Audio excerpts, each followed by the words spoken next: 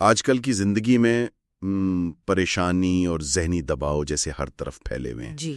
مہنگائی ہے، مستقبل کا ڈر، کوئی بیماری یا کبھی کبھی تو کئی مسئلے ایک ساتھ آ جاتے ہیں. بالکل. اور ایسا لگتا ہے جیسے ایک انجانے بوجھ تلے دبے جا رہے ہیں. اور یہ احساس ظاہر مایوسی کی طرف لے جاتا ہے. بالکل. اور لوگ وہ مختلف راستے اپناتے ہیں پھر. جی. کوئی وظائف پڑھ رہا ہے، کوئی دوائیاں لے رہا ہے وقتی سکون کے لیے. ماہرین نفسیات بھی ہیں جو کہتے ہیں جی سوچ بدلیں. مشہور کتابیں بھی ہیں وہ مثبت سوچ پر زور دیتی ہیں، جیسے وہ سوچیے اور دولت کمائیے. ہاں اسی طرح کی. لیکن سوال یہ ہے کہ کیا صرف سوچ کو مثبت کر لینا کافی ہے؟ کیا پریشانی ختم ہو جاتی ہے اس سے؟ یہ ایک اہم نکتہ ہے. تحقیق بھی وہ سوچ اور ذہنی حالت کے تعلق کو تو مانتی ہے. جی ہاں. 18ویں صدی کے ایک گھڑی ساز تھے فرینس کامبی. ان کی مثال دلچسپ ہے. اچھا. انہوں نے ٹی بی کے دوران محسوس کیا کہ جب وہ خوش ہوتے تھے گھڑ سواری کرتے ہوئے تو ان کی تکلیف کم ہو جاتی تھی. تو انہوں نے نتیجہ نکالا کہ اصل چیز تو دل و دماغ ہے، جسم تو وہ بس ایک ذریعہ ہے. بالکل. یہیں سے پھر وہ کشش کا قانون یعنی لا آف اٹریکشن کا تصور نکلا. جی کہ آپ جیسی سوچ رکھتے ہیں ویسے ہی چیزیں آپ کی زندگی میں آتی ہیں. اچھی سوچ اچھے حالات کو کھینچتی ہے. اور دیکھیں تو دنیا بھر کے قدیم فلسفے، مذاہب، یونانی، مصری، چینی، ویدک علوم، ان سب کا نچوڑ بھی کہیں نہ کہیں یہی نکلتا ہے کہ ایک طاقت ہے. ایک لامحدود، عالمگیر، ہمیشہ رہنے والی طاقت ہے. کچھ لوگ اسے خدا کہتے ہیں. ٹھیک. اور کہا یہ جاتا ہے کہ اگر ہم اس طاقت سے ہم آہنگ ہو جائیں، یقین رکھیں، تو مشکلات حل ہو سکتی ہیں. لیکن سوال پھر وہی ہے کہ اس طاقت سے خود کو ہم آہنگ یا یوں کہیں گے ٹیون کیسے کریں؟ شاید اس کا جواب الہامی کتابوں میں زیادہ واضح ملے. مذہبی متون میں؟ جی. کہا جاتا ہے نا کہ ان کی کئی سطحیں، کئی لیئرز ہوتی ہیں. جیسے قدیم یہودی عالم تھے آئزیک لوریا، انہوں نے تورات کی تشریح کی. قرآن مجید میں بھی دیکھیں، سورۃ التوبہ کی آیات ہیں 124 125. ان میں ذکر ہے کہ ایک ہی سورت نازل ہوتی ہے تو کسی کا ایمان بڑھ جاتا ہے اور کسی کا، اور کوئی وہ کفر میں بڑھ جاتا ہے. سمجھ کی، قبول کرنے کی مختلف سطحیں. صحیح. اچھا، تو اب سورۃ النجم کی آیت 39 کو دیکھتے ہیں. جی. وَأَلَّيْسَ لِلْإِنسَانِ إِلَّا مَا سَعَى. اور یہ کہ انسان کے لیے وہی ہے جس کی اس نے کوشش کی. جی. اس کا عام مطلب تو یہی لیا جاتا ہے کہ اچھے کام کا ثواب، برے کا گناہ، عمل کا بدلہ. ٹھیک ہے. امام شافعی نے اس سے ایک فقہی مسئلہ بھی حل کیا. اچھا، وہ کیا تھا؟ کہ مرنے والے کو اگر کوئی اور قرآن پڑھ کر بخشے تو اس کا ثواب نہیں پہنچتا، کیونکہ یہ مرنے والے کی سعی یعنی کوشش نہیں تھی. مگر اولاد کی دعا پہنچتی ہے، کیونکہ اولاد کو اس کی دنیاوی کوشش، اس کی سعی کا حصہ سمجھا گیا. اگر اس کی ایک اور گہری چھپی ہوئی تشریح کی جائے تو انسان کے لیے وہی ہے جس کی اس نے کوشش کی. مطلب یہ کہ صحیح صرف جسمانی کوشش نہ ہو بلکہ ذہنی، قلبی کوشش بھی ہو. جیسی سوچ کی کوشش کریں گے ویسا ہی ملے گا. یہ تو بہت دلچسپ نکتہ ہے. یہ تو پھر وہ قانون کشش جیسا نہیں لگ رہا ہے جیسے قرآن ایک طرح سے تائید کر رہا ہے. بالکل. یہ ممکنہ تشریح سے ایک بہت وسیع معنی دیتی ہے. اور اگلی آیات دیکھیں، وَأَنَّ سَعْيَهُ سَوْفَ يُرَى. عنقریب اس کی کوشش دیکھی جائے گی. جی. اور پھر ثُمَّ يُجْزَاهُ الْجَزَاءَ الْأَوْفَى. پھر اسے پورا بدلہ دیا جائے گا. تو یہ ایک پورا عمل ہے، ایک پروسیس ہے. نیت، کوشش اور پھر اس کا نتیجہ. تو اس سب میں ہماری جو روزمرہ کی پریشانیاں ہیں ان کا جواب کہاں ہے؟ وہ اس سے بالکل اگلی آیات میں ہے. بہت خوبصورتی سے بیان ہوا ہے. اچھا. دیکھیں، اگر کوئی ہنس رہا ہے یا رو رہا ہے تو یاد دہانی ہے وَأَنَّهُ هُوَ أَضْحَكَ وَأَبْكَى. وہی ہنساتا ہے اور وہی رلاتا ہے. ٹھیک. اگر زندگی موت کا معاملہ ہے تو وَأَنَّهُ هُوَ أَمَاتَ وَأَحْيَا. وہی زندگی دیتا ہے اور وہی موت دیتا ہے. سبحان اللہ.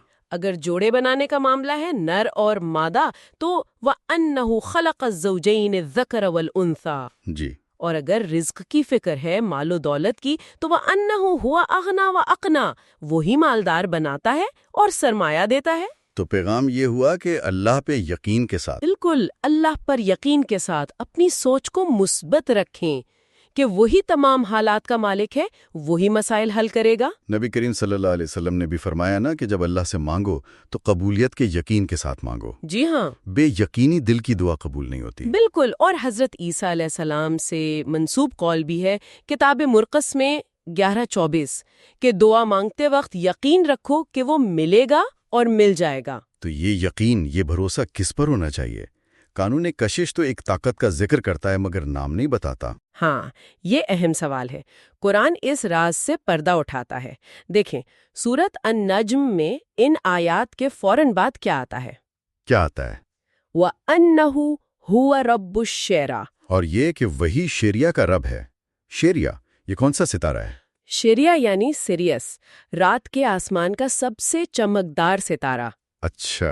تاریخ میں کئی تہذیبوں نے، مصریوں نے، ہندوؤں نے، عربوں نے، حتیٰ کہ یورپی تہذیبوں نے بھی اسے یا تو معبود سمجھا یا کسی نہ کسی طرح جادو یا خاص طاقتوں سے منسلک کیا۔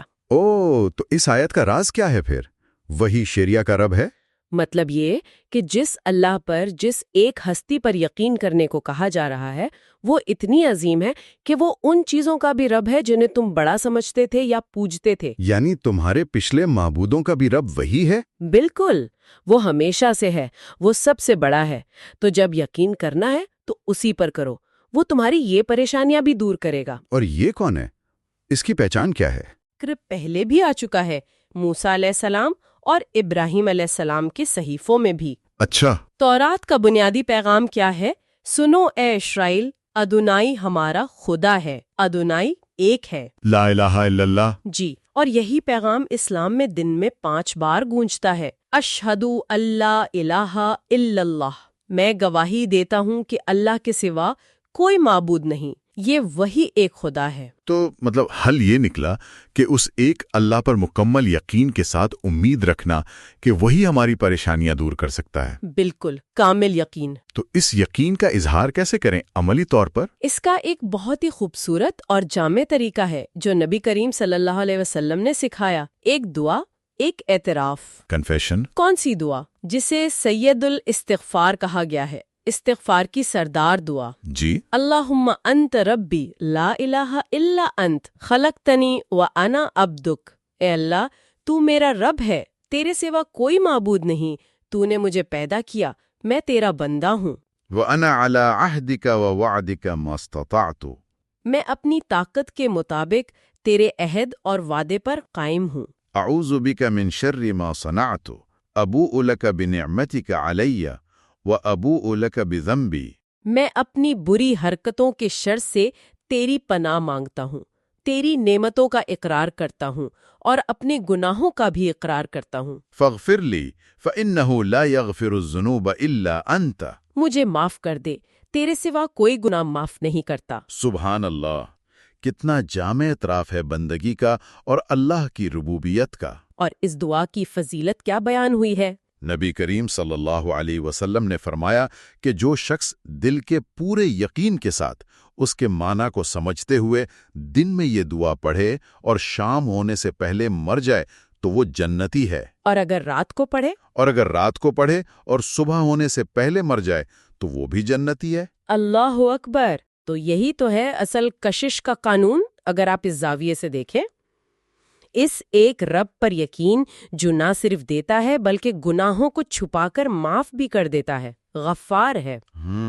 تو جب ایسا رب موجود ہے جو معاف کرنے والا ہے تو کیوں نہ اس پر مکمل یقین اور توکل کے ساتھ دعا مانگی جائے کہ وہ ہر پریشانی، ہر مشکل دور کر سکتا ہے۔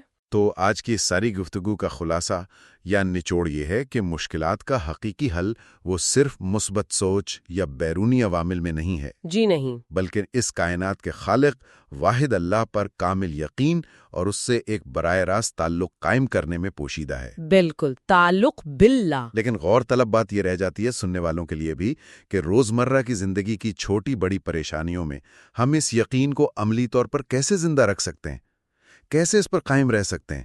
یہ شاید اگلی گفتگو کا موضوع ہو سکتا ہے۔ جی، یہ ایک اہم سوال ہے جس پر غور کرنا چاہیے۔